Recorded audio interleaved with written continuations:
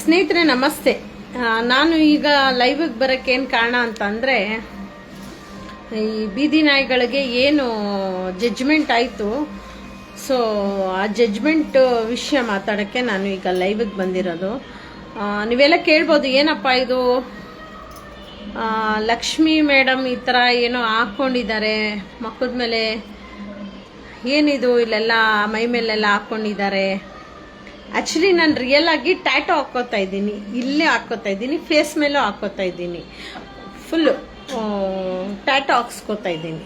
So tattoo ಏನಕ್ಕೆ, ಜಿರ್ಲೆನೇ ಏನು ಏನೋ ಆಯ್ಕೆ ಮಾಡ್ಕೊಂಡಿದ್ದೀರಾ ಅಂತ ನೀವು ಕೇಳ್ಬೋದು.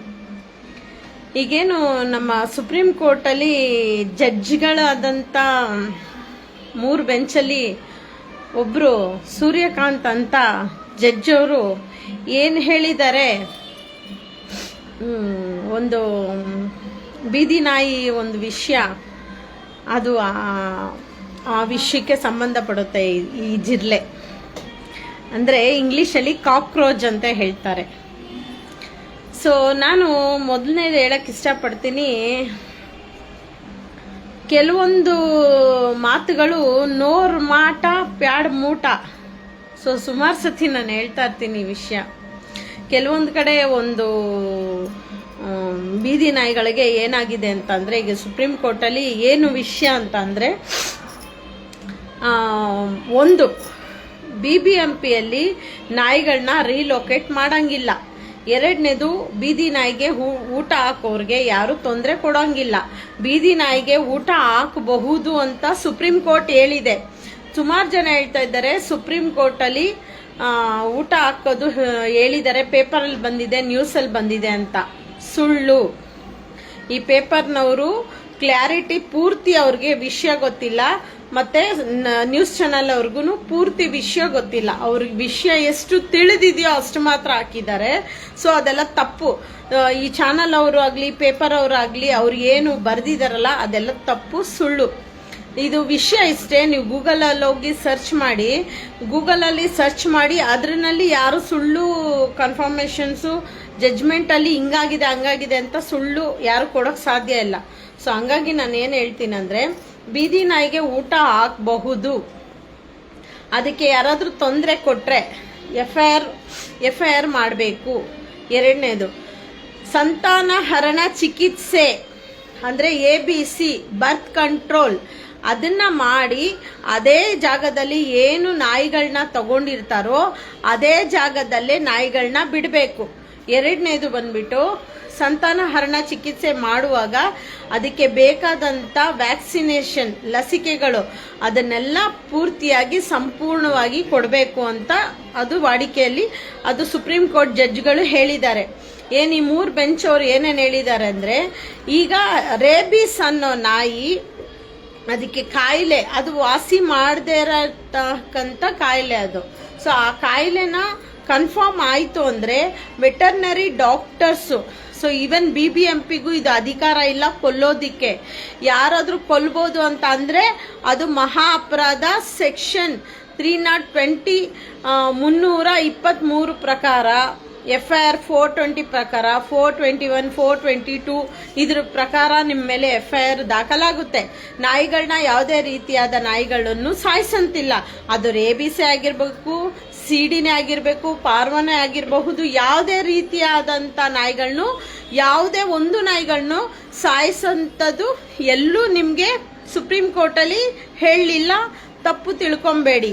ಒಂದು, ಈ ಅನಾಥ ನಾಯಿಗಳು, ರೇಬೀಸ್ ಬಂದಿರತಕ್ಕಂಥದ್ದು ಅನಾಥ ನಾಯಿ ಅಂತೀವಿ. ಯಾಕಂದರೆ ಆ ನಾಯಿಗಳನ್ನ ಯಾರೂ ಮುಟ್ಟಲ್ಲ, ಅವುಗಳನ್ನ ಅನಾರೋಗ್ಯದಲ್ಲಿರೋಂಥ ನಾಯಿಗಳನ್ನ, ಅದನ್ನ ಅದಕ್ಕೆ ಅಧಿಕಾರ ಬಂದ್ಬಿಟ್ಟು ವೆಟರ್ನರಿ ಡಾಕ್ಟರ್ಗೆ ಮಾತ್ರನೇ ಇರೋದು.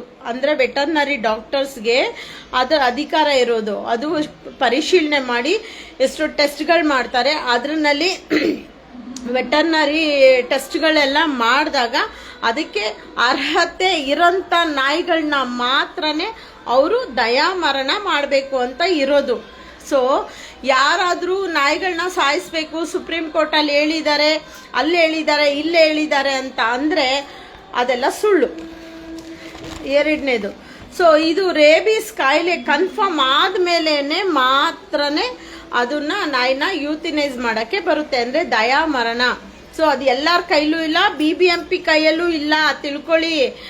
BBMP ಅವ್ರ ಕೈಲಾಗ್ಲಿ GBI ಕೈಲಾಗ್ಲಿ ಇಲ್ಲ. ಅದು ದಯಾಮರಣ ಕೊಡೋದು ವೆಟರ್ನರಿ ಡಾಕ್ಟರ್ ಕೈಯಲ್ಲಿ ಮಾತ್ರನೇ ಇರೋದು. ಲೀಗಲ್ ಆಗಿ ಅದು ಕನ್ಫರ್ಮ್ ಆಗಬೇಕು ರೇಬಿಸ್ ಅಂತ, ಆವಾಗ ಮಾತ್ರ ಅವರು ಎಲ್ಲ ಪರಿಶೀಲನೆ ಮಾಡಬೇಕು.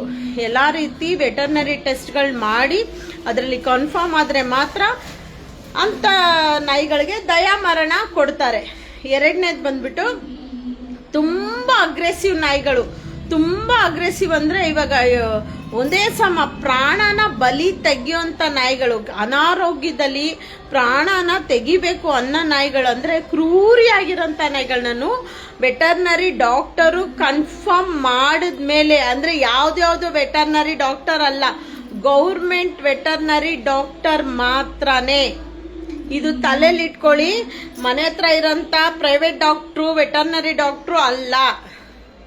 BBMPಯಲ್ಲಿ ವೆಟರ್ನರಿ ಗೌರ್ಮೆಂಟ್ ಕೆಲಸದಲ್ಲಿ ಇರ್ತಕ್ಕಂಥ ವೆಟರ್ನರಿ ಡಾಕ್ಟರ್ಸು ಕನ್ಫರ್ಮ್ ಮಾಡಬೇಕು ಇದು ಅನಾರೋಗ್ಯದಲ್ಲಿರೋಂಥ ನಾಯಿ ರೇಬಿಸ್ ನಾಯಿ ಒಂದು. ಎರಡನೇದು, ಇದು ತುಂಬಾ ಕ್ರೂರಿಯಾಗಿದೆ, ಭಯಾನಕರ ಕ್ರೂರಿಯಾಗಿದೆ ಅನ್ನೋ ನಾಯಿಗಳನ್ನ ಮಾತ್ರ, ಅಂದ್ರೆ ಅದಕ್ಕೆ ಮಾತ್ರ ಅರ್ಹತೆ ಅಂತ ಹೇಳಿರೋದು. ಸೊ ನೀವ್ಯಾರು ಕಾನೂನ್ನ ಕೈಯಲ್ಲಿ ತಗೊಂಡು ನಾಯಿ ಕಚ್ತು ಅಂತ ಹೇಳ್ಬಿಟ್ಟು ಅದನ್ನ ಹೊಡೆಯೋದಾಗ್ಲಿ ಸಾಯಿಸೋದಾಗ್ಲಿ ಮಾಡುವಂತಿಲ್ಲ. ಎಲ್ಲ ಕಡೆ ನಾಯಿಗಳನ್ನ ಈಗ ಬಸ್ ಸ್ಟಾಪ್ಗಳಲ್ಲಿ, ರೈಲ್ವೆ ಸ್ಟೇಷನ್ಗಳಲ್ಲಿ, ಕೋರ್ಟ್ಗಳಲ್ಲಿ, ಸರ್ಕಾರಿ ಕಚೇರಿಗಳಲ್ಲಿ, ಶಾಲಾ ಕಾಲೇಜುಗಳಲ್ಲಿ ಅವರು ಇಷ್ಟಪಟ್ಟು ಇಟ್ಕೊಳಂಗಿದ್ರೆ ಅದಕ್ಕೆ ವಾರಸುದಾರರು ಯಾರಾದ್ರೂ ನಾನು ಇಟ್ಕೋತೀನಿ, ನಾನು ನೋಡ್ಕೋತೀನಿ ಅಂದ್ರೆ ಅದು ತೆಗೆಯುವಂತಿಲ್ಲ. ಸೊ ಅದನ್ನ ತೆಗೆದು ಆಶ್ರಮದಲ್ಲಿ, ಆಶ್ರಯ ತಾಣದಲ್ಲಿ, ಅಂದ್ರೆ ಶೆಲ್ಟರ್ಗಳನ್ನ ಕಟ್ಟಿ ಅಲ್ಲಿ ಬಿಡಬೇಕು ಅಂತ ಹೇಳಿದವೆ. ಏನಪ್ಪ ಶೆಲ್ಟರ್ ಅಂತ ಅಂದ್ರೆ ಯಾವ ತರಪ್ಪ ಅಂತ ಅಂದ್ರೆ, ಅವ್ರು ಹೇಳಿರೋ ಪ್ರಕಾರ ಶೆಲ್ಟರ್ಗಳು ಅಂದ್ರೆ 24/7 24/7 ಅದಕ್ಕೆ ವೆಟರ್ನರಿ ಡಾಕ್ಟರ್ಸ್ ಇರಬೇಕು. ಅದ್ರ ಜೊತೆಗೆ ಊಟದ ವ್ಯವಸ್ಥೆ, ನೀರಿನ ವ್ಯವಸ್ಥೆ, ಅವುಗಳಿಗೆ ಈ ಮೆಡಿಸನ್ಸ್ ಎಲ್ಲ ರೂಪದಲ್ಲೂ ಇಡಬೇಕು.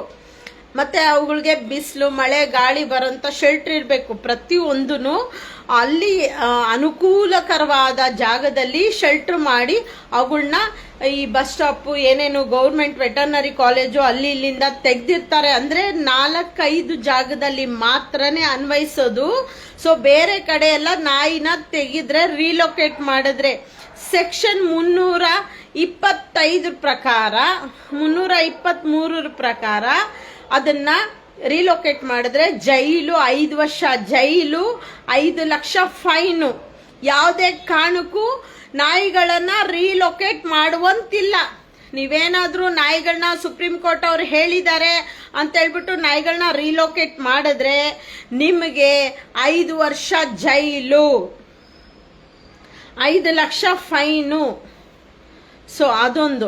ಮತ್ತೆ ಯಾವುದೇ ಕಾರಣಕ್ಕೂ ಬೀದಿ ನಾಯಿಗೆ ಊಟ ಹಾಕೋರೆ ಅದು ನಾಯಿನ ಕಚ್ಚಿದ್ರೆ ಅದಕ್ಕೆ ಹೊಣೆ ಅಂತ ಹೇಳ್ಬಿಟ್ಟು ಎಲ್ಲೂ ನಿಮ್ಗೆ ಹೇಳಲಿಲ್ಲ. ಅದು ಒಂದು ಇಯರಿಂಗ್ಸ್ ಅಲ್ಲಿ ಲಾಸ್ಟ್ ಒಂದು ಸೆಪ್ಟೆಂಬರ್ ಅಲ್ಲಿ ಹೇಳಿದ್ರು ಅವರು ಇಯರಿಂಗ್ಸ್ ಅಲ್ಲಿ. ಆದ್ರೆ ಅದು ಯಾವುದು ಚಾಲು ಅಲ್ಲಿ ಇಲ್ಲ, ಅದು ಜಡ್ಜ್ಮೆಂಟ್ ಅಲ್ಲ, ಸರಿನಾ?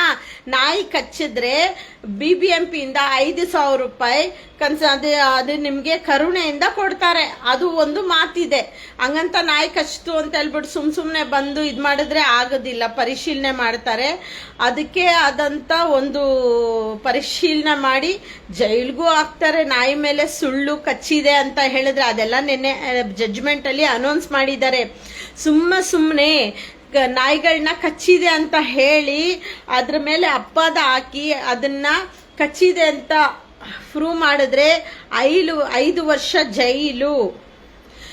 ಎರಡನೇದು, ನಾಯಿ ಮೇಲೆ ಸುಮ್ನೆ ತಗೊಂಡು ಒಂದು ಜಾಗದಿಂದ ತಗೊಂಡು ಬೇರೆ ಜಾಗಕ್ಕೆ ರೀಲೊಕೇಟ್ ಮಾಡಿದ್ರೆ ಅದಕ್ಕೆ ಫೈನ್ ಇದೆ.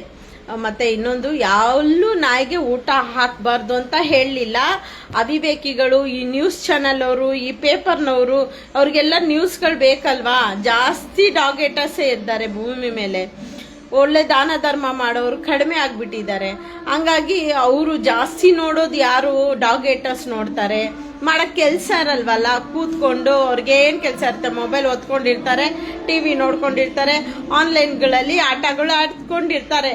ಅಂಥವ್ರಿಗೆ ಮಾತ್ರನೇ ಅವ್ರು ನೋಡ್ಲಿ ಅಂತಾನೆ ಹಾಕಿದ್ದಾರೆ. ಆದ್ರೆ ರಿಯಲ್ ಆಗಿ ಪ್ರಾಣಿ ಪ್ರಿಯರು ನಮ್ಮಂಗೆ ಕೆಲ್ಸಗಳು ಮಾಡ್ಕೊಂಡು, ನಾಯಿದು ಏಲುಚ್ಚೆ ಬಾಚ್ಕೊಂಡು ಅವುಗಳಿಗೆ ಊಟ ಹಾಕೋದು, ಅವುಗಳು ಸ್ನಾನ ಮಾಡಿಸೋದು, ಅರ್ಧೋಗಷ್ಟು ಕೆಲಸಗಳು ಇರುತ್ತೆ. ಸೊ ಹಂಗಾಗಿ ನಮ್ಮಂಥವ್ರಿಗೆ ಅದು ಅಲ್ಲ ನ್ಯೂಸ್. ಅದು ಎಲ್ಲ ಈ ಕೆಲ್ಸಕ್ಕೆ ಬರ್ದಿರಾ ಡಾಗ್ ಏಟರ್ಸ್ನ ಅಂದ್ರೆ ಡಾಗ್ ಏಟರ್ಸ್ಗಳಾಗಿ ಬೃಹದಾಕಾರ ಬೆಳೆದಿರ್ತಾರಲ್ಲ ಅಂಥವ್ರಿಗೆ ನ್ಯೂಸ್ ಅದು. ಸೊ ನಮ್ಮಂಥವ್ರಿಗೆಲ್ಲ ತಲೆ ಕೆಡ್ಸ್ಕೊಬೇಡಿ. ಧರ್ಮತಿ ರಕ್ಷಿತ ಅಂತಿದೆ. ಯಾವುದೇ ಕಾರಣಕ್ಕೂ ಭಯ ಪಡೋದು ಬೇಡ. ಬೀದಿ ನಾಯಿಗೆ ಊಟ ಹಾಕ್ಬೋದು, ಆರಾಮಾಗಿ ಹಾಕ್ಬೋದು. ಈಗ ಸುಪ್ರೀಂ ಕೋರ್ಟಲ್ಲಿ ಇನ್ನೊಂದು ವಿಷಯ ಹೇಳಿದ್ದಾರೆ, ಊಟ ಹಾಕೋರ್ಗೆ ಯಾರನ್ನ ತೊಂದರೆ ಕೊಟ್ರೆ FIR ಶುಡ್ ಮಾಡಬೇಕು, FIR ಖಂಡಿತ ಮಾಡಬೇಕು. ಎರಡನೇದು ಅದು ಮುಗೀತು, ಊಟದ್ದು ಒಂದು ಮುಗೀತು. ಊಟ ಹಾಕೋರೆ ಅದಕ್ಕೆ ಜವಾಬ್ದಾರಿ ಅನ್ನೋದೆಲ್ಲ ಸುಳ್ಳು, ಅದು ಸುಳ್ಳು. ಆಮೇಲೆ ನಾಯಿ ಕಚ್ಚಿರೋ ನಾಯಿಗಳನ್ನ 10 ದಿನ ಅಬ್ಸರ್ವೇಷನ್ ಅಲ್ಲಿ ಏನಕ್ಕೆ ಇಡೋದು ಅಂತ ಅಂದ್ರೆ ನಾಯಿಗಳಿಗೆ ಅದು ಪನಿಷ್ಮೆಂಟ್ ಅಲ್ಲ. ಸೊ ಅದು ರೇಬಿಸ್ ಅಂತ ಕನ್ಫರ್ಮ್ ಮಾಡ್ಕೊಳಕ್ಕೋಸ್ಕರ ಆಕ್ಚುಲಿ ವೆಟರ್ನರಿ ಡಾಕ್ಟರ್ಗೆ ಇಮಿಡಿಯೇಟ್ ಗೊತ್ತಾಗುತ್ತೆ. ಒಂದು ಪ್ರಾಣಿ ಪ್ರಿಯರು ಅಂದ್ರೆ ಅದು ಮೆಡಿಸಿನ್ಸ್ ನಾವೆಲ್ಲ ಅದ್ರ ಬಗ್ಗೆ ತಿಳ್ಕೊಂಡಿರೋದ್ರಿಂದ ರೇಬಿಸ್ ಏನು ಅಂತ ಸೊ ಅದನ್ನ ನೋಡಿದ್ರೆ ಗೊತ್ತಾಗುತ್ತೆ. ಆದ್ರೆ ಈ ಡಾಗ್ ಏಟರ್ಸ್ಗಳಿಗೋಸ್ಕರ 10 ದಿವಸ ಅಂದ್ರೆ ನಾಯಿಗಳಿಗೆ ರೇಬಿಸ್ ಇದೆಯಾ ಇಲ್ವಾ ಅಂತ ಹೇಳಿ ಅಬ್ಸರ್ವೇಷನ್ ಇಡೋದಿಕ್ಕೆ ಒಂದು ಹೇಳಿದ್ದಾರೆ. ಸೊ ಅಬ್ಸರ್ವೇಷನ್ ಇಟ್ರು ಆ ನಾಯಿ ಕಚ್ಚೋದು ಕ್ರೂರಿಯಾಗಿ ಇಲ್ಲ ಅಂತ ನಿರೂಪಣೆ ಆದಾಗ ತಂದು ಮತ್ತೆ ಅದೇ ಜಾಗದಲ್ಲೇ ಬಿಡಬೇಕು ಅಂತ ಕಾನೂನಿದೆ. ಒಂದು ಮತ್ತೆ ಈ ಸೂರ್ಯ ವಿಷಯ ನನಗೆ ಹೆಂಗೆ ಹೇಳೋದು ಅಂತ ಗೊತ್ತಾಗ್ತಿಲ್ಲ. ಈ ಸೂರ್ಯಕಾಂತ್ ಅನ್ನೋರು ಒಬ್ರು ಜಡ್ಜು ಯಾವುದೋ ಒಂದು ಮಾತಲ್ಲಿ ಬಾಯಲ್ಲಿ ಈ ವಯಸ್ಸು ಹುಡುಗರೆಲ್ಲ ಕಾಕ್ರೋಚ್ ಥರ ಅವ್ರಿಗೆ ಮಾಡೋಕ್ಕೆ ಕೆಲಸ ಇಲ್ಲ, ಇಲ್ಲಿ ಅಲ್ಲಿ ಅಲ್ಕೊಂಡಿರ್ತಾರೆ, ವೇಸ್ಟ್ ಆಗಿ ಅಂದರೆ ಯೂತ್ಗಳು ಒಂದು 20 ವರ್ಷದ ಮೇಲೆ ಒಂದು ಯೂತ್ಗಳು ಏನು ವಯಸ್ಸು ಹುಡುಗರಿದ್ದಾರೆ, ವಯಸ್ಸು ಹುಡುಗರನ್ನ ಅಲ್ಲ ಅವ್ರು ಏನು ಹೇಳಿದ್ದಾರೆ ಅಂದರೆ ನೀವೆಲ್ಲ ಕಾಕ್ರೋಚ್ ತರ ವೇಸ್ಟ್ಗಳು, ಏನಕ್ಕೂ ಕೆಲ್ಸಕ್ಕೆ ಬರ್ದೇ ಇರೋರು, ಎಲ್ಲಂದ್ರಲ್ಲೇ ಸುತ್ತುತ್ತೀರಾ, ಪಾರ್ಕ್ಗಳು ಸುತ್ತೀರಾ, ಎಲ್ಲಂದ್ರಲ್ಲಿ ಸುತ್ತೀರಾ, ವೇಸ್ಟ್ ಫೆಲೋಗಳು ನೀವೆಲ್ಲ ಏನಕ್ಕೂ ಕೆಲ್ಸಕ್ಕೆ ಬರಲ್ಲ ಅಂತ ಹೇಳಿರೋದು. ಸೊ ಒಂದು ಇನ್ಸ್ಟಾಗ್ರಾಮಲ್ಲಿ ಒಬ್ರು ಅದನ್ನ ಇದು ಮಾಡಿದ್ದಾರೆ, ಏನಂತ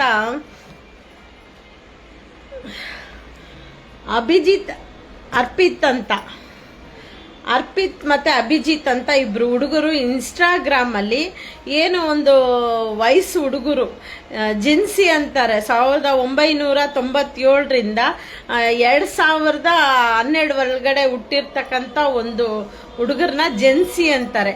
ಸೊ ಅದು ನಮ್ಮ ಇಂಗ್ಲಿಷ್ ಪದದಲ್ಲಿ ಆ ಒಂದು ಪದದಲ್ಲಿ ಜೆನ್ಸಿ ಅಂತಾರೆ. ಸೊ ಅಂತ ವಯಸ್ಸು ಹುಡುಗರನ್ನ ಅವರು ಕೆಟ್ಟದಾಗಿ ಬೈದಿದ್ದಾರೆ, ನೀವೆಲ್ಲ ಕಾಕ್ರೋಚ್ ತರ ಅಂತ. ಅದಕ್ಕೆ ಇವತ್ತು ಏನಾಗಿದೆ ಅಂದ್ರೆ ಇನ್ಸ್ಟಾಗ್ರಾಮ್ ಅಲ್ಲಿ ಅದೇ ಕಾಕ್ರೋಚ್ ಜನತಾ ಪಾರ್ಟಿ ಅಂತಾನೆ ಒಂದು ಇನ್ಸ್ಟಾಗ್ರಾಮ್ ಅಲ್ಲಿ ಅಕೌಂಟ್ ಓಪನ್ ಮಾಡಿದ್ದಾರೆ. ಸೊ ಅದ ಅಕೌಂಟ್ ಓಪನ್ ಮಾಡಿರೋರು ಅಭಿಜಿತ್ ಅಂತ ಅರ್ಪಿತ್ ಅಂತ ಹುಡುಗರು. ಸೊ ಆ ವಿಷಯನ ತಗೊಂಡು ಒಂದು ಕಾಕ್ರೋಚ್ ನಾವು ಅಲ್ವಾ ಅಂತ ಹೇಳ್ಬಿಟ್ಟು ಅವ್ರು ಕೋಪ ಮಾಡಿಕೊಂಡು ಅದನ್ನೇ ಉತ್ಸಾಹವಾಗಿ ತಗೊಂಡು ಅದೊಂದು ಅಕೌಂಟ್ ಮಾಡಿದ್ದಾರೆ. ಸೊ ಅದಕ್ಕೆ ಎಷ್ಟೊಂದು ಜನ ಲೈಕ್ ಮಾಡಿ ಫಾಲೋಸ್ ಮಾಡಿದ್ದಾರೆ, ಶೇರ್ ಮಾಡಿದ್ದಾರೆ. ಅದು 80 ಲಕ್ಷ 3 ದಿವಸದಲ್ಲಿ 80 ಲಕ್ಷ ಫಾಲೋವರ್ಸು, 80 ಲಕ್ಷ ಅದಕ್ಕೆ ಲೈಕ್ಗಳು ಬಂದಿದ್ದಾವೆ, ಮಿಲಿಯನ್ಸ್ ಗಟ್ಟಲೆ ವ್ಯೂಗಳು ಬಂದಿದ್ದಾವೆ. ಸೊ ಹಿಂಗೆಲ್ಲ ಇದೆ. ಅದಕ್ಕೋಸ್ಕರ ನಾನು ಹಾಕೊಂಡೆ. ಇವಾಗ ನೋಡಿ, ಕಾಲಾಯಿ ತಸ್ಮೈ ನಮಃ. ನಾನು ಪ್ರತಿಯೊಂದು ವಿಡಿಯೋಲಿ ಹೇಳ್ತಾ ಇರ್ತೀನಿ, ಕಾಲಾನೇ ಪ್ರತಿಯೊಬ್ಬರಿಗೂ ಉತ್ತರ ಕೊಡುತ್ತೆ. ನೋರ್ ಮಾಟ ಪ್ಯಾಡ್ ಮೂಟ. ಏನು ನಮ್ಮ ಮಕ್ಕಳು ಮೂಕ ಮಕ್ಕಳ ಬಗ್ಗೆ ಜಡ್ಜ್ಮೆಂಟಲ್ಲಿ ಇಷ್ಟು ಕರಾಳವಾದ ಜಡ್ಜ್ಮೆಂಟ್ಗಳು ಏನು ಕೊಟ್ಟಿದ್ದಾರೆ ಸುಪ್ರೀಂ ಕೋರ್ಟಲ್ಲಿ ಈ 3 ಬೆಂಚವರು. ಸೊ ಆ 3 ಬೆಂಚಲ್ಲಿ ಒಬ್ಬರು ಸೂರ್ಯಕಾಂತ್ ಅಂತ ಹೇಳ್ಬಿಟ್ಟು ಏನು ಈ ಜೆನ್ಸಿ ಈ ಯೂತ್ಗಳು ಈ ಮಕ್ಕಳುಗಳು ಏನು ನಮ್ಮ ಮಕ್ಕಳು ನಮ್ಮ ವಯಸ್ಸು ನಮಗೆ ನಾವು ಜನ್ಮ ಕೊಟ್ಟಂಥ ಮಕ್ಕಳು ವಯಸ್ಸು ಈಗ ಎಷ್ಟಿರುತ್ತೆ ಮಿಡ್ಲ್ ವಯಸ್ಸು ಅವ್ರಿಗೆ. ಸೊ ಟೀನೇಜ್ ಆದಮೇಲೆ ಬರೋಂಥದ್ದು ಮಿಡ್ಲ್ ಏಜು 20 ವರ್ಷ ಮೇಲಿನ ಮಕ್ಕಳನ್ನೆಲ್ಲ ಅವರು ಒಂದು ತುಂಬ ಕನಿಷ್ಠವಾದಂಥ ಒಂದು ಕಾಕ್ರೋಚ್ ಅನ್ನೋದಕ್ಕೆ ಹೋಲಿಕೆ ಮಾಡಿದ್ದಾರೆ. ಸೊ ಅದೊಂದು ಕಾಕ್ರೋಚ್ ಅನ್ನೋ ಒಂದು ವಿಷಯ ಎಷ್ಟು ಮಟ್ಟಿಗೆ ಪ್ರಸಿದ್ಧಿ ಆಗಿದೆ ಅಂದರೆ ಈ ಒಂದು ವಿಷಯ ಈ ವಾರದಲ್ಲಿ ತುಂಬ ದೊಡ್ಡ ಮಟ್ಟದಲ್ಲಿ ಪ್ರಚಾರ ಆಗಿದೆ. ಸೊ ಹಂಗಾಗಿ ನಾನು ಈ ಕಾಕ್ರೋಚ್ನ ಹಾಕ್ಕೊಂಡಿದ್ದೀನಿ. ನಾನು ಯಾವ ಪಾರ್ಟಿ ಅಂದರೆ ಇಷ್ಟು ದಿವಸ ಕಾಂಗ್ರೆಸ್ಸು ಅಲ್ಲ, BJPನೂ ಅಲ್ಲ, JDS ಅಲ್ಲ, ಆದರೆ ಈಗ ಕಾಕ್ರೋಚ್ ಜನತಾ ಪಾರ್ಟಿ ಹೆಂಗಿದೆ cockroach Janata party. So next ನಾವು ವೋಟ್ ಹಾಕೋದು ಕಾಕ್ರೋಚ್ ಜನತಾ ಪಾರ್ಟಿಗೇನೆ. ಸೊ ಹಂಗಾಗಿ ಇಂದಿನ ಮಕ್ಕಳೇ ಮುಂದಿನ ಪ್ರಜೆಗಳು, ಇಂದಿನ ಮಕ್ಕಳು ಮುಂದಿನ ಪ್ರಜೆಗಳು. ಈಗೇನು ಈಗ ಬೀಜ ಬಿತ್ತಿದ್ದಾರೆ, ಮುಂದಕ್ಕೆ ಅದು ಪ್ರಭಾವವಾಗಿ ಫಲ ಕೊಡುತ್ತೆ. ತುಂಬ ಹೃದಯದ ಧನ್ಯವಾದಗಳು ಸುಪ್ರೀಂ ಕೋರ್ಟ್ ಜಡ್ಜ್ಗಳಿಗೆ. ನನ್ನ ತುಂಬ ಹೃದಯದ ಧನ್ಯವಾದಗಳು. ನಿಮ್ಮ ಬಾಯಲ್ಲಿ ಬಂದಿರತಕ್ಕಂಥ ಒಂದು ಜಿಲ್ಲೆ ಮಾತುಗಳು, ಕಾಕ್ರೋಚ್ ಅನ್ನೋ ಮಾತುಗಳು ನಮ್ಮ ಮನಸ್ಸಿಗೆ ಬಹಳ ಮುಟ್ಟಿದೆ. ಈ ಏನು ವಯಸ್ಸು ಮಕ್ಕಳಿಗೆಲ್ಲ ರೊಚ್ಚಿಗೆದ್ದಿದ್ದಾರೆ ಇವತ್ತು. ಏನಕ್ಕೆ ಇದು ವಯಸ್ಸು ಮಕ್ಕಳಿಗೆ ರೊಚ್ಚಿಗೆದ್ದಿದ್ದಾರೆ ಅಂದರೆ ಇವಾಗಿಂದು ಒಂದು ಗ್ಯಾಸ್ದು ಪ್ರಾಬ್ಲಮ್ಮು, ಪೆಟ್ರೋಲ್ ಪ್ರಾಬ್ಲಮ್ಮು, ಮತ್ತು ವಯಸ್ಸು ಹುಡುಗರಿಗೆ ಖರ್ಚಿಗೆ ದುಡ್ಡಿಲ್ಲ, ತುಂಬ ಕಷ್ಟಗಳು ಪಡ್ತಾ ಇರ್ತಾರೆ. ಅವರು ಜೀವನ ಕಟ್ಕೊಳೋದಕ್ಕೆ ಎಜುಕೇಷನ್ ಆಗೋಗಿರುತ್ತೆ. ಅವ್ರ ಜೀವನ ಕಟ್ಕೊಳಕ್ಕೆ ಎಲ್ಲ ಅವ್ರ ಒಳಗಡೆ ಇರ್ತಕ್ಕಂಥ ಫ್ರಸ್ಟ್ರೇಷನ್ಸ್ ತುಂಬ ತುಂಬ್ಕೊಂಡ್ಬಿಟ್ಟಿದ್ದಾರೆ ಅವರು. ಅಂಥವ್ರಿಗೆ ಇನ್ನೂ ಗಾಯದ ಮೇಲೆ ಬರ್ರೆ ಹೇಳ್ದಂಗೆ ಸುಪ್ರೀಂ ಕೋರ್ಟ್ ಜಡ್ಜ್ ಸೂರ್ಯಕಾಂತ್ ಅವರು ಬಾಯಿ ಒಳಗಡೆ ಬಂದಿರತಕ್ಕಂಥ ಮಾತು ಕಾಕ್ರೋಚ್. ಸೊ ಹಂಗಾಗಿ ಆ ಕಾಕ್ರೋಚ್ ಅನ್ನೋ ವರ್ಡು ಇವತ್ತು ವರ್ಡ್ ಫುಲ್ ಫೇಮಸ್ ಆಗಿದ್ದಾವೆ. ಸೊ ಅದಕ್ಕೆ ನಾನು ಕಾಕ್ರೋಚ್ ಫ್ಯಾನು. ಸೊ ನೋಡಿ,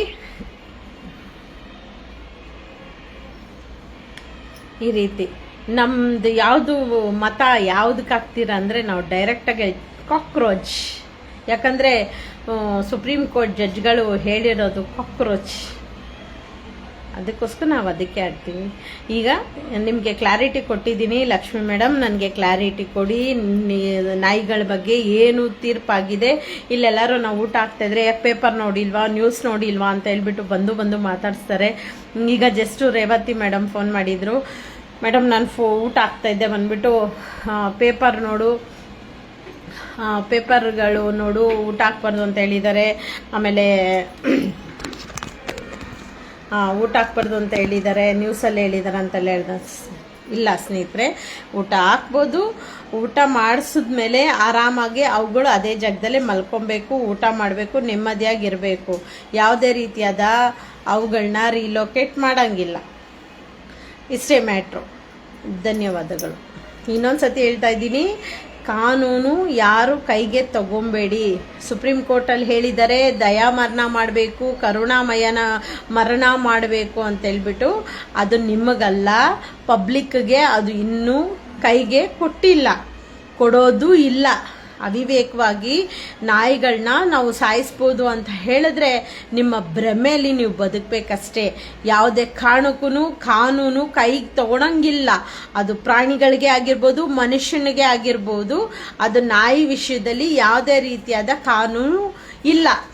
ಅದು ನೀವು ವಾಪಸ್ ತಗೊಳ್ಳಿ. ನಿಮ್ಮ ಮನಸ್ಸಲ್ಲಿದ್ದರೆ ಭ್ರಮೆ, ಅದನ್ನು ತೊಳ್ದಾಕ್ಬಿಡಿ, ಸರಿನಾ? ಇದನ್ನ ಯಾವುದು ಒಂದು ವೆಟರ್ನರಿ ಡಾಕ್ಟರ್ಸು ಕನ್ಫರ್ಮ್ ಆದಮೇಲೆ ಮಾತ್ರನೇ ರೇಬೀಸ್ ಅನ್ನೋದು ಕನ್ಫರ್ಮ್ ಆಗಬೇಕು. ವೆಟರ್ನರಿ ಡಾಕ್ಟರ್ಸ್ ಕನ್ಫರ್ಮ್ ಮಾಡಿದ್ಮೇಲೆ ಅವರು ಯೂಥನೈಸ್ ಮಾಡೋದಕ್ಕೆ ಅಂದರೆ ದಯಾಮರಣ ಮಾಡೋದಕ್ಕೆ ಅವ್ರಿಗೆ ಮಾತ್ರ ಅರ್ಹತೆ ಇರುತ್ತೆ. ಸೊ ಇದು BBMP ಅವ್ರಿಗೂ ಇರಲ್ಲ. ಹಂಗನ್ಬಿಟ್ಟು ನೀವು ಕಸ ಗಾಡಿಯವ್ರನ್ನ ಹೊಡೆದ್ಬಿಡ್ರಿ, ಸಾಯಿಸ್ಬಿಡ್ರಿ, ಇದಕ್ಕೆ ರೇಬಿಸ್ ಇದೆ ಅಂದರೆ ಅದೆಲ್ಲ ನಿಮ್ಮ ಭ್ರಮೆ, ನಿಮ್ಮ ಭ್ರಮೆ, ನಿಮ್ಮ ಭ್ರಮೆ. ತಿಳ್ಕೊಂಬಿಡಿ, BBMP ಅವ್ರಿಗೂ ಇದು ಹಕ್ಕಿಲ್ಲ. ಇದಿರೋದೇ ವೆಟರ್ನರಿ, ಗೌರ್ಮೆಂಟ್ ವೆಟರ್ನರಿ ಹಾಸ್ಪಿಟಲಲ್ಲಿ ಮಾತ್ರ, ಗೌರ್ಮೆಂಟ್ ಡಾಕ್ಟರ್ಗಳಿಗೆ, ವೆಟರ್ನರಿ ಡಾಕ್ಟರ್ಗೆ ಮಾತ್ರನೇ ಇರೋದು. ಸರಿನಾ? ಊಟ ಹಾಕ್ಬೋದು, ಖುಷಿಯಾಗಿ ಊಟ ಹಾಕಿ. ಯಾವುದೇ ಕಾರಣಕ್ಕೂ ಈ ಶಾಲಾ ಕಾಲೇಜುಗಳು, ಈ ಗೌರ್ಮೆಂಟ್ ಆಫೀಸ್ಗಳಿಂದೆಲ್ಲ ತೆಗಿಬೇಕು ಅಂತ ನಾಯಿಗಳನ್ನ ಹೇಳಿದಾರಲ್ಲ, ಅದು ಹೇಳಿದ್ದಾರೆ. ಬಟ್ ಶೆಲ್ಟರ್ಗೆ ಹಾಕ್ಬೇಕು ಅಂತ ಹೇಳಿರೋದೇ ವಿನಃ ಎಲ್ಲೋ ತಗೊಂಡೋಗಿ ಇನ್ನೊಂದು ಕಡೆ ರೀಲೊಕೇಟ್ ಮಾಡಿ ಇಲ್ಲಿ ತಗೊಂಡೋಗ್ಬಿಟ್ಟು, ಇವಾಗ ನೀಲ್ಸ್ ಅಂಡದಲ್ಲಿ ತಗೊಂತಾರ ಅನ್ಕೊಳ್ಳಿ, ಇಲ್ಲ ಇಲ್ಲಿ ಡಬಲ್ ರೋಡಲ್ಲಿ ತಗೊಂತಾರ ಅನ್ಕೊಳ್ಳಿ, ಅದನ್ನ ತಗೊಂಡೋಗಿ ಮಾವಳ್ಳಿಯಲ್ಲಿ ಬಿಡೋದು, ಅಥವಾ ಇಲ್ಲಿ ಲಕ್ಸಂದ್ರದಲ್ಲಿ ತಗೊಳೋದು, ಅದನ್ನ ತಗೊಂಡೋಗಿ ಮಡಿವಾಳದಲ್ಲಿ ಬಿಡೋದು, ಅದಲ್ಲ. ಇವಾಗ ಕೋರ್ಟ್ ಹತ್ರ, ಗೌರ್ಮೆಂಟ್ ಹಾಸ್ಪಿಟ್ಲ್ ಹತ್ರ, ರೈಲ್ವೆ ಸ್ಟೇಷನ್ಗಳಲ್ಲಿ ಇಂಥ ಕಡೆ ಇರೋಂಥ ನಾಯಿಗಳನ್ನ ತಗೊಂಡು ಶೆಲ್ಟರ್ಗೆ ಮಾತ್ರ ಹಾಕ್ಬೇಕು ಅಂತ ಮಾತ್ರ ಹೇಳಿದ್ದಾರೆ ವಿನಃ ಮನೆಗಳ ಹತ್ರ ಇರೋಂಥ ನಾಯಿಗಳನ್ನ ಮುಟ್ಟಬಾರ್ದು ಅಂತಲೂ ಹೇಳಿದ್ದಾರೆ. ಕಂಡೀಷನ್ ಆಗಿ ಹೇಳಿದ್ದಾರೆ. ಮನೆ ಹತ್ರ ಇರೋಂಥ ನಾಯಿಗಳನ್ನ ಯಾವುದೇ ಕಾರಣಕ್ಕೂ ಮುಟ್ಟಂಗಿಲ್ಲ. ಬರೀ ವೆಟರ್ನರಿ ಹಾಸ್ಪಿಟಲ್ಗೆ, ಅಂದರೆ ನಿಯರ್ ಬೈ ಕಾಲೇಜ್ಗಳು, ಅಂದರೆ ಗೌರ್ಮೆಂಟ್ ಫೆಸಿಲಿಟಿ ಇರೋಂತಹ ಒಂದು ಆಫೀಸ್ಗಳು, ಅಂಥ ಜಾಗದಲ್ಲಿ ತಗೊಂಡು ಶೆಲ್ಟರ್ಗೆ ಹಾಕಬೇಕು. ಯಾವುದೇ ರೀತಿ ನಿಯರ್ ಬೈ ABC ಸೆಂಟ್ರಿಗೂ ಅಲ್ಲ, ವೆಟರ್ನರಿ ಹಾಸ್ಪಿಟಲ್ಗೂ ಅಲ್ಲ. ತಿಳ್ಕೊಳ್ಳಿ, ಸ್ವಲ್ಪ ಕ್ಲಾರಿಟಿ ತಗೊಳ್ಳಿ. ಏನಿದ್ರೂ ನನ್ನ ಕಾಂಟ್ಯಾಕ್ಟ್ ಮಾಡಿ 9964746206. ಸರಿನಾ? ಯಾವುದೇ ಕಾರಣಕ್ಕೂ ಕನ್ಫ್ಯೂಷನ್ ಆಗಬೇಡಿ. ಎಲ್ಲೂ ಅನ್ಯಾಯ, ಅಕ್ರಮ ಎಲ್ಲೂ ಇನ್ನೂ ನಡಿಬಾರ್ದು. ನಡೀದಿರಂಗೆ ನೀವು ನೋಡ್ಕೊಬೇಕು. ನಮ್ಮ ಹಕ್ಕದು, ಧರ್ಮನ ಕಾಯೋದು ನಮ್ಮ ಹಕ್ಕು. ನಮ್ಮ ಒಂದು ಕಣ್ಣು ಮುಂದೆ ಪ್ರಾಣಿಗಳ ಹಿಂಸೆ ಆಗ್ತಿದ್ರೆ ಅದನ್ನು ನೋಡ್ಕೊಂಡು ನಾವು ಸುಮ್ಮನಿದ್ರೆ ನಾಳೆ ನಮ್ಮ ಮಕ್ಕಳು ಮತ್ತೆ ನಮಗೆ ದೇವರು ಒಂದು ಕಷ್ಟ ಕೊಟ್ಟಾಗ ಇನ್ನೊಬ್ರು ಕೂಡ ನೋಡ್ಕೊಂಡು ಸುಮ್ಮನೆ ಇರ್ತಾರೆ ಅನ್ನೋದು ತಿಳ್ಕೊಳ್ಳಿ. ಫಸ್ಟು ನಾನು ಅವತ್ತು ಹೇಳಿದ್ದೀನಿ, ಇವತ್ತು ಹೇಳ್ತೀನಿ, ಮುಂದೇನೂ ಹೇಳ್ತೀನಿ, ನೋರು ಮಾಟ ಪ್ಯಾಡ್ ಮೂಟ. ಹೇಗಿದೆ ಕಾಕ್ರೋಚು? ಹೇಗಿದೆ ಕಾಕ್ರೋಚ್ ನಮ್ಮ ಹಾರ್ಟ್ ಟಚ್ ಮಾಡಿಬಿಟ್ಟಿದೆ. ಅದಕ್ಕೆ ಇಲ್ಲಿ ನಮ್ಮ ಸ್ಮೈಲಲ್ಲಿ ಕಾಕ್ರೋಚು, ನಮ್ಮ ಹಾರ್ಟಲ್ಲಿ ಕಾಕ್ರೋಚು. ಕಾಕ್ರೋಚ್ ಜಿಂದಾಬಾದ್, ಕಾಕ್ರೋಚ್ ಜಿಂದಾಬಾದ್, ಕಾಕ್ರೋಚ್ ಜಿಂದಾಬಾದ್. ಜೈ ಕಾಕ್ರೋಚ್, ಜೈ ಕಾಕ್ರೋಚ್, ಜೈ ಕಾಕ್ರೋಚ್ ಜನತಾ ಪಾರ್ಟಿ. ಹೆಂಗೆ ನಾವು ಅಷ್ಟೇ.